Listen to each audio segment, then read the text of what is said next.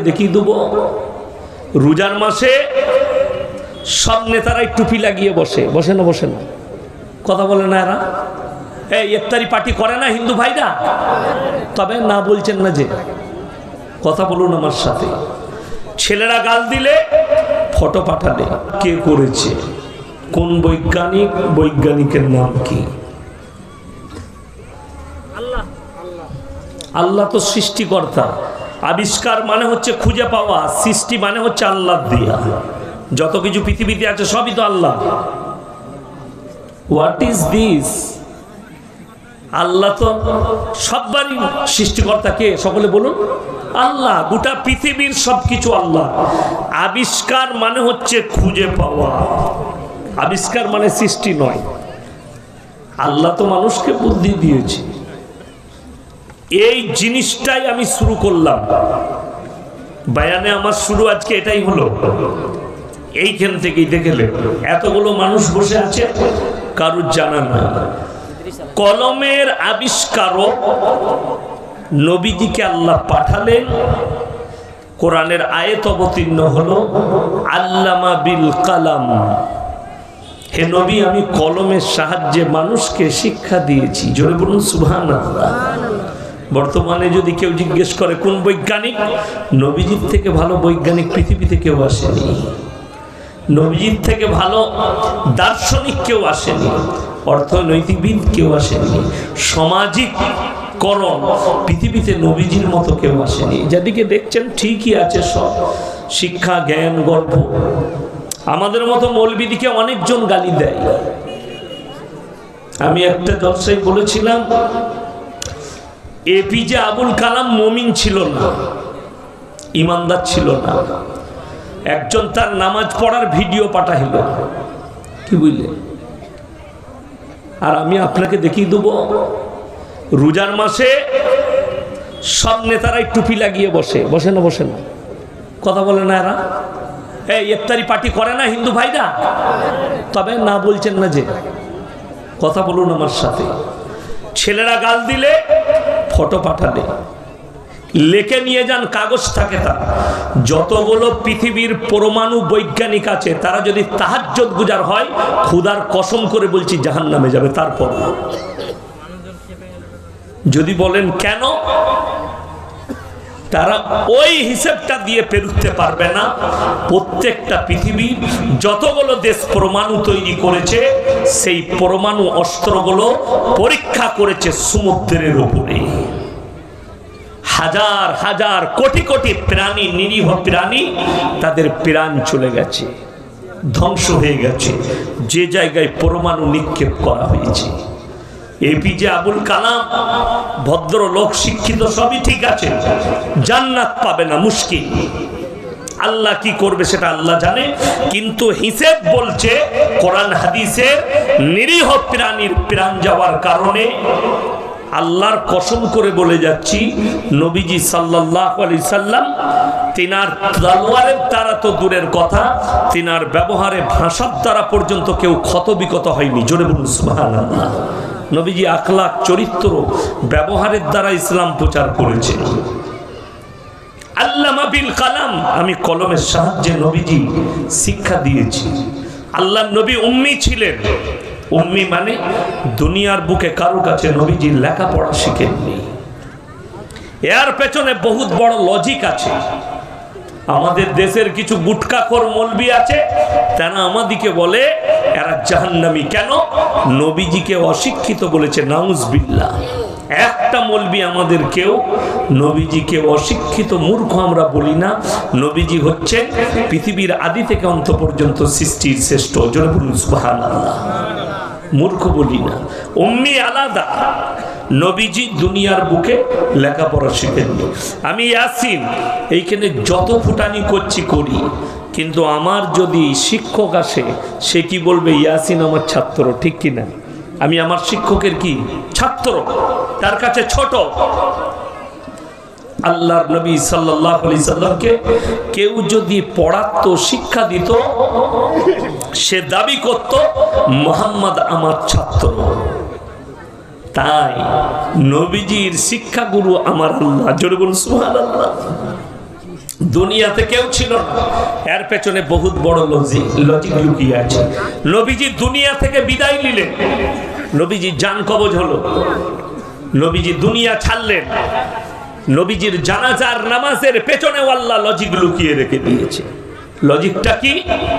নবীজির জানাজার নামাজ জামাত করে হয়নি, কেউ ইমামতি করেননি, নবীজি নিষেধ করে গিয়েছিলেন। কেন?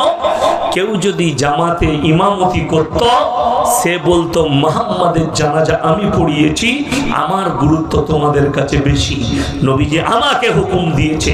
আল্লাহ এর পেছনেও লজিক লিখে দিলেন। নবীজি বললেন, আমি দুনিয়া ছাড়ার পরে তোমরা একা একা আমার পেছনে নিয়ত বেঁধে জানাজা পড়ে দিবে। বহুত বড় লজিক। আল্লাহর কসম করে বলছি, তারপরেও নবীজি পৃথিবীর আদি থেকে অন্ত পর্যন্ত সৃষ্টির শ্রেষ্ঠ, তারপরেও নবীজি দার্শনিক, বৈজ্ঞানিক, অর্থনৈতিকবিদ। মুসলমান দুটো কারণে পৃথিবীর বুকে পেঁচিয়ে যাচ্ছে, মারাত্মক দুটো কারণ। এক নম্বর হচ্ছে দ্বীনি শিক্ষা নাই। প্রত্যেকটা মুসলমান জানে, নারী পুরুষ, যে মুসলমানদের প্রত্যেকটা নরনারীকে দ্বীনি ইলম হাসিল করা ফরজ। জানেন না? জানেন না? আপনারা কথা বলেন, সকলে জানে। তারপরও এখানে যতগুলো মানুষ বসে আছেন নারী পুরুষ, আমার মনে হয় 100 জনের মধ্যে 90 জন হারাম হালাল জানে না, দিন বা দিন জানে না, কুফরি জানে না, শিরক জানে না, বেদাত জানে না, বদদিনী জানে না। তার একটা একটা করে প্রুফ দেবো আপনাদেরকে, এই স্টেজে বসে প্রুফ দেবো। নবীজি পানি খাওয়ার আদব বলেছেন, মাথা থেকে নিয়ে পা পর্যন্ত নবীজি আদব বলেছেন। নামাজ, রোজা, কলমা, হজ, যাকাত, যদি কেউ মনে করে এটাই শুধুমাত্র ইসলাম, তার ইসলাম বুঝে আসেনি। পূর্ণাঙ্গ জীবন ব্যবস্থার নাম হচ্ছে ইসলাম। পূর্ণাঙ্গ জীবন ব্যবস্থা, সেই জীবন ব্যবস্থাটা কেমন হবে, এটাই ইসলাম। আপনার কথা বলা, উঠা, ঘুমানো, শোয়া, পায়খানায় যাওয়া, বাথরুমে যাওয়া, বাথরুম থেকে বেরোনো, মসজিদে ঢোকা, মসজিদ থেকে বেরোনো, বাজারে যাওয়া, বাজার থেকে বাড়ি আসা, এই পূর্ণাঙ্গ জীবন ব্যবস্থার নাম হচ্ছে ইসলাম। মুসলমান হারাম হালাল জানে না। কি বিচার করতে জানে বলে দিই, আপনি চলে যান ইটাহার বাজারে গিয়ে, মুসলমানরা গিয়ে কি বলে, যদি আপনি হাই রোডে কোনো হোটেলে খান, রায়গঞ্জে হোটেলে খেতে যান, মালদার হোটেলে খেতে যান, যদি মুরগির মাংস দেয়, মুসলমানরা কি জিজ্ঞেস করে, দাদা জবাই না কাটা? ঠিক কি না? কথা বলেন। জিজ্ঞেস করতে হবে না? হবে না? জিজ্ঞেস করতে হবে। জিজ্ঞেস করে মুসলমানরা, এটা গোটা হালাল করা না কাটা? জিজ্ঞেস করে তারপরে রেস্টুরেন্টে খান, তারপরে হোটেলে খান। কেন? মুসলমানের জন্য শর্ত হচ্ছে হালাল খাবার। আমাদের বর্ধমান জেলার অনেক ছেলে গাড়ি চালায়, লরি চালায়। তো একটা ছেলে ড্রাইভার আর খালাসি হোটেলে ঢুকেছে, ঢোকার পরই বললে, ভাই এক বোতল মদ দে তো। মুসলমানদের ছেলে মদ খেয়ে নিল। তারপরে বলছে রুটি আর মাংস দে। রুটি আর মুরগির মাংস এনেছে প্লেটে। তো বেটারকে জিজ্ঞেস করছে, বে মুরগিটা জবাই না কাটা? আমি বললাম, হারামখোরকে জুতো করে মার। প্রথমেই তো হারাম চালিয়ে দিয়েছিস, ওটা জিজ্ঞেস করে লাভ আছে? মদ তো চালিয়েছে, ওটা আর জিজ্ঞেস করে কোনো ফায়দা আছে? যা চালাবার তো চালিয়ে ফেলেছ, ওটা জিজ্ঞেস করে আর কি করবে? এ হচ্ছে মুসলমানের হাল। এরা জানে জবাই করা। আপনি মাংস কিনছেন জবাই করা, টাকাটা হারাম, সুদের টাকা। আপনি ভেবে দেখুন, সেই একই দাঁড়িয়ে গেল। ইসলামে মুসলমানের জন্য শর্ত যেটা রাখা হয়েছে ইসলামে, সেটা হচ্ছে হালাল খাবার। পয়সা হালাল, খাবার হালাল, প্লেট হালাল, দস্তরখান হালাল, আপনার শরীর হালাল খাবার খাবে। এটা হচ্ছে ইসলামের শর্ত। যে টাকাটা দিয়ে কিনছেন টাকাটাও আপনার হালাল হতে হবে, যে খাবারটা খাচ্ছেন ওটাও হালাল হতে হবে। হোয়াটসঅ্যাপে হাওড়া জেলার একটা ছেলে আমাকে পাঠিয়েছে, বুঝতে পারলাম এ কোনো গুটকাখোর মৌলবীর মুড়ি। বলছে আপনারা জলসাই যান, জলসাই যাত্রার ঘরে খান, আপনারা কি হালাল খাবার খান? আপনাদেরকে লোকে হারাম খাইয়ে দেয়। আমি আপনাদের ইটাহার এই জায়গায় জলসাই এসেছি, আমি মেহমান, আমি কেউ কি চিনি না। কমিটির ভাইয়েরা দাওয়াত দিয়েছে, আমি দাওয়াত নিয়েছি, এসছি। আমি যদি এখানে আসি, এখন আমাকে হালাল খাওয়াবার দায়িত্ব আমার নিজের না কমিটির? কথা বলেন। কমিটির। আমি মেহমান আর কমিটি হচ্ছে মেজবান, আমাকে দাওয়াত দিয়েছে। তারা মুমিন, তারা ইমানদার, তাদের উচিত যে ইয়াসিন সাহেব এসছে বর্ধমান থেকে আমাদের মেহমান, তাকে হালাল খাবার খাওয়াবো।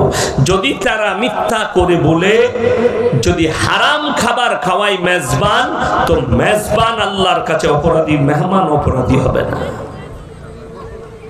আমার ঘরে মেহমান আসছে, তাকে হালাল খাবার খাওয়ানোর দায়িত্ব কার? আমার। হালাল পয়সায় হালাল খাবার, হালাল জিনিস তাকে খাওয়াবো। মুসলমানদের এই জায়গাটা বুঝে না আসার কারণে বেঈমান কাফেররা জাল বিছিয়েছে, আর জালেতে মুসলমানরা ফেসে গেছে, কামিয়াবি লাভ করেছে।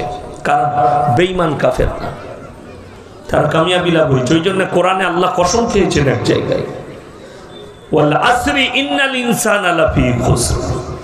হে নবী, জামানার কসম, মানুষ ক্ষতিগ্রস্তর মধ্যে রয়েছে।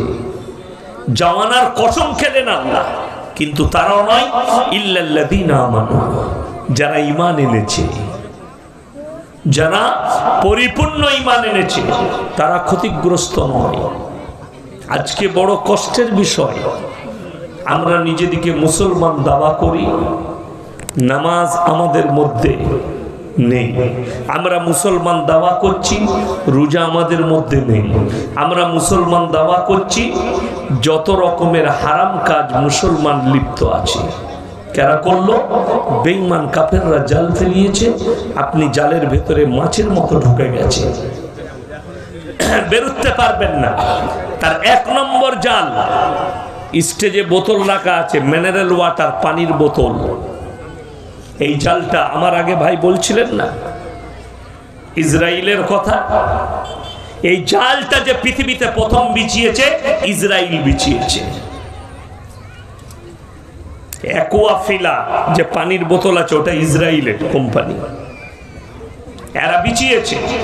মুসলমানরা যেন নবীজি আদর্শ থেকে সরে যায়, সুন্নত থেকে সরে যায়, আদর্শ থেকে যেন এরা দূরে সরে যায়। এরা যেন গিলাসে বিসমিল্লাহ বলে পানি পান না করে, তিন নিঃশ্বাসে পানি পান না করে, এরা যেন হারাম পদ্ধতি ধরে নেয় আর দিন থেকে সরে যায়। মুসলমান আজকে বিয়েতে, শাদিতে, জলসায় পানির বোতল ধরিয়ে দিচ্ছে। ঠিক বললাম না ভুল বললাম? কথা বলে, পানির বোতল। আমরা আমাদের বাপদাদা, আমার বাপের বয়সী যিনারা আছেন, যাদের 60 বৎসর বয়স, যাদের 70 বৎসর বয়স, যাদের 52 বৎসর, আপনারা ইমানদারির সঙ্গে বলুন, ছোটবেলায়, আমি ছোটবেলায় দেখেছি আমার গ্রামে সব থেকে সম্ভ্রান্ত পরিবার, সব থেকে সম্ভ্রান্ত রাইস মিলের মালিক। ছোটবেলায় আমি তাদের বাড়ির যে কোনো অনুষ্ঠানে খেতে গেছি, নিচেই তিরপল বিছিয়েছে খড়ের ওপরে, তার উপরে বসে খেয়েছি। প্লাস্টিকের গিলাসে পানি, গ্রামে প্লেট থাকতো, প্লেট, সেই প্লেটে খানা, সুন্নাত তরিকা ছিল, নিচেই বসে খেতাম। আজকে আমি এখানেই প্রমাণ দিচ্ছি, শুধু আপনাদের বলে নয়, কমিটির ছেলেরা রাগ করেন না, গোটা পশ্চিম বাংলার মুসলিমদের হালে আজকে আমাদের মতো মৌলবীদিকেও চেয়ার টেবিলে বসে খাওয়ানো হচ্ছে। কার আখলাক? ইহুদি আর নাসারাদের আখলাক। মুসলমান ছেলে নিজেকে দাওয়া করছে, मैं हदीस मानने वाला हूँ, मैं रसूल से मोहब्बत करता हूँ, मैं इस्लाम से मोहब्बत करता हूँ, लेकिन उनका अखलाक है बेईमान काफिरों की तरह। रहन सहन चलन बलन, नामाज पढ़े, मुसलमान दाबी करे, 1 জানুয়ারি মুসলমানদের ছেলেরাই ফিস্টি করে, করে না? করে না? 25শে ডিসেম্বর আপনারাই পালন করছে। কোরআন শুনিয়ে দিই, গায়রিল মাগযুবি আলাইহিম ওয়ালাদ দাল্লিন। মাগযুব মানে ইহুদি, আর দাল্লিন মানে নাসারা। এই দুটো দলই পদভ্রষ্ট, আর এদের যারা অনুসারী হবে তারাও পদভ্রষ্ট। কোরআন এই ইহুদি আর নাসারারা পদভ্রষ্ট আল্লাহ কোরআনে বলেছে, এবং এদের যারা অনুসারী হবে তারাও পদভ্রষ্ট। পৃথিবীর একটা সিস্টেমেটিক্যাল আল্লাহ তৈরি করেছেন। কোরআনে আছে ওয়াল্লাযীনা ইউমিনুনা বিমা উনজিলা ইলাইকা ওয়া মা উনজিলা মিন ক্বাবলিক। হে নবী, পৃথিবীর মানুষকে বলো, যতগুলো নবী পয়গম্বর আমি আল্লাহ পাঠিয়েছি এদের উপরে এরা যেন দৃঢ় বিশ্বাস আনে। এরা নবী আল্লাহ, এটা বিশ্বাস। কিন্তু শুনেলেন, আল্লাহ রাব্বুল আলামিন একজন নবীকে পাঠালেন, তার সিলসিলা চলতে লাগলো। তার মধ্যে আল্লাহ তাআলা যেভাবে ইবাদত দিয়েছেন, যেভাবে দিন দিয়েছেন, সেই পদ্ধতি চলতে লাগলো। পরবর্তী নবীকে আল্লাহ পাঠালে, যে নবী আসবেন যারা বেঁচে থাকবে তাদেরকে কালমা পড়ে সেটার উপরে প্রবেশ করে যেতে হবে। পেছনের নবীর হুকুম বাতিল হলো, যিনি এলেন তার হুকুম চালু হলো। সিস্টেমেটিক্যাল এটা ছিল।